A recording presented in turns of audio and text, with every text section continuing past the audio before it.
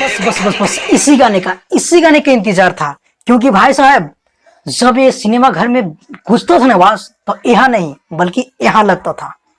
बाप रे बाप, आज से इंतजार कर रहे थे इस फुल वीडियो सॉन्ग का। ऐसे तो गाना हम पहले ही सुन लिए थे, बहुत ही बेहतरीन सॉन्ग है भाई। अगर ये बजता है ना तो धड़कन दिल एकदम कप उठता है।